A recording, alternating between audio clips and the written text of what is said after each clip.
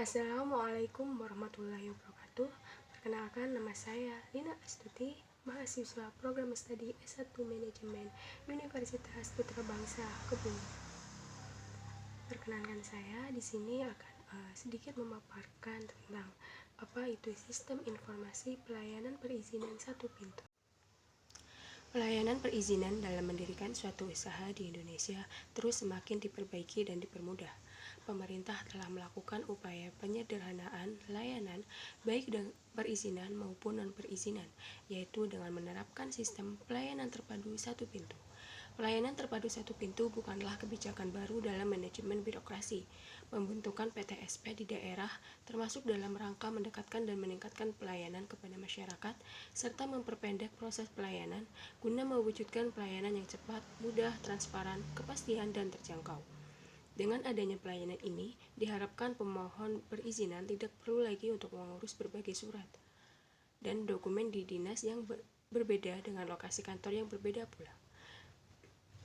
Penyelenggaraan pelayanan terpadu satu pintu, One Stop Service, adalah kegiatan penyelenggaraan perizinan yang proses pengelolaannya dimulai dari tahap permohonan sampai ke tahap terbitnya dokumen dilayani melalui satu pintu dan dilakukan dalam satu tempat.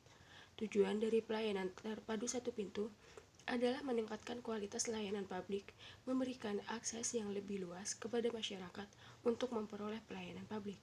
Sasaran dari pelayanan terpadu satu pintu adalah terwujudnya pelayanan publik yang cepat, efektif, efisien, transparan, dan pasti. Dalam praktek pelayanan terpadu satu pintu saat ini menggunakan dasar hukum. Yang pertama ada pelayanan terpadu satu pintu dibentuk berdasarkan Peraturan Presiden Nomor 97 Tahun 2014 di bawah kendali Badan Koordinasi Penanaman Modal dan yang kedua ada Peraturan Presiden Nomor 90 Tahun 2007 tentang Badan Koordinasi Penanaman Modal. Yang ketiga ada Keputusan Presiden Nomor 29 Tahun 2004 tentang penyelenggaraan penanaman modal dalam rangka penanaman modal asing dan penanaman modal dalam negeri melalui sistem pelayanan satu atap. Yang keempat, ada Keputusan Menteri Dalam Negeri Nomor 24 Tahun 2006 tentang pedoman penyelenggaraan pelayanan terpadu satu pintu. Yang kelima, ada Peraturan Pemerintah Nomor 1 Tahun 2007 dengan fasilitas pajak penghasilan untuk penanaman modal di bidang. Yang keenam, ada Keputusan Menteri Pendayagunaan Aparatur Negara Nomor Kep/26-M.PAN-2-2004 tentang petunjuk teknis transparansi dan akuntabilitas dalam penyelenggaraan pelayanan publik. Yang ketujuh, ada Keputusan Menteri Pendayagunaan Aparatur Negara Nomor KEP/2005-M.PAN-2-2004 tentang pedoman umum penyusunan indeks keputusan masyarakat unit pelayanan instansi pemerintah.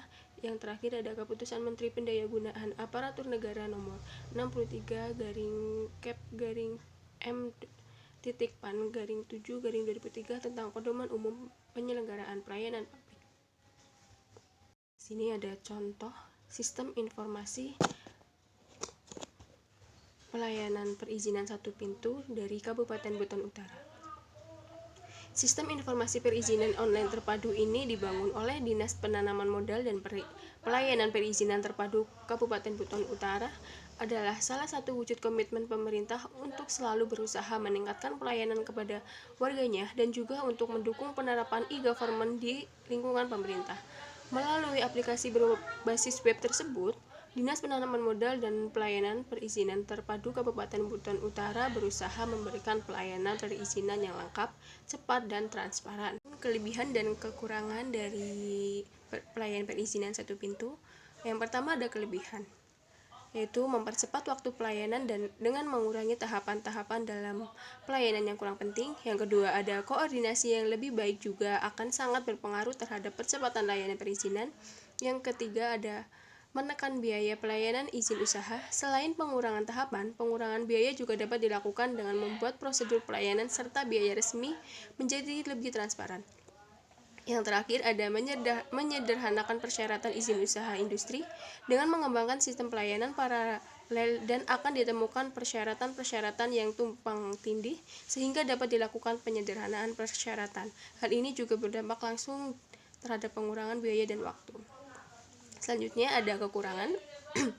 Yang pertama, tidak semua kepala daerah atau kepala dinas mau melimpahkan wewenangnya ke kepala PTSP. Alasannya dikarenakan beberapa izin terkait dinas spesifik seperti kesehatan dan lingkungan yang dianggap perlu rekomendasi dinas terkait.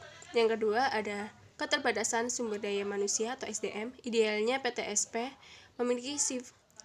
memiliki staf teknis seperti ahli penilaian AMDAL, kesehatan, sipil, dan transportasi.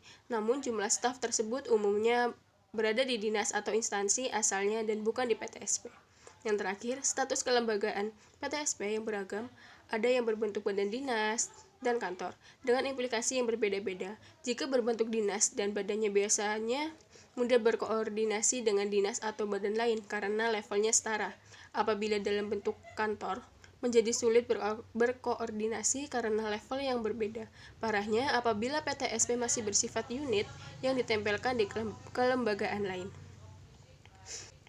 Selanjutnya ada jenis perizinan dalam SIPP-TSP tersebut. Yang pertama ada izin tempat usaha, yang kedua ada izin mendirikan bangunan, yang ketiga ada izin usaha jasa konstruksi, yang keempat ada izin usaha perdagangan, yang kelima ada tanda daftar usaha pariwisata, yang keenam ada izin usaha perikanan, yang ketujuh ada tanda daftar perusahaan, yang kedelapan ada izin tempat penjualan minuman beralkohol, yang ke-9 ada izin praktek dokter, yang ke-10 ada izin apotek, yang ke-11 ada izin pendaftaran investasi, yang ke-12 ada izin praktek apotek kedua, yang ke-13 ada izin praktek perawat, dan yang terakhir ada izin praktek bidan.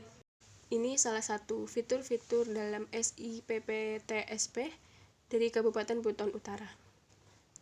Yang pertama, jika kita membuka website yang ada, maka tampilannya akan seperti itu. Sistem Informasi Pelayanan Terpadu dari Kabupaten Buton Utara. Dalam website tersebut, masyarakat dapat mendaftar online untuk perizinan. Kedua, masyarakat juga dapat mengecek status dari perizinan tersebut, apakah sudah bisa digunakan atau belum. Yang ketiga, kita bisa melakukan pengaduan apabila terjadi suatu masalah dalam perizinan tersebut. Dan yang terakhir, kita juga bisa mencetak ulang bukti pendaftaran kita. Yang terakhir ada saran pengembangan aplikasi. Yang pertama, solusi terkait permasalahan PTSP di daerah tersebut harus diperlukannya upaya untuk meningkatkan kualitas PTSP.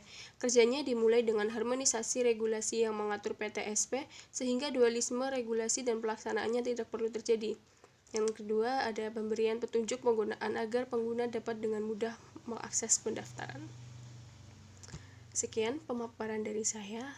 Apabila ada tutur kata yang kurang berkenan, saya mohon maaf. Wabillahi taufiq wal hidayah. Wassalamualaikum warahmatullahi wabarakatuh.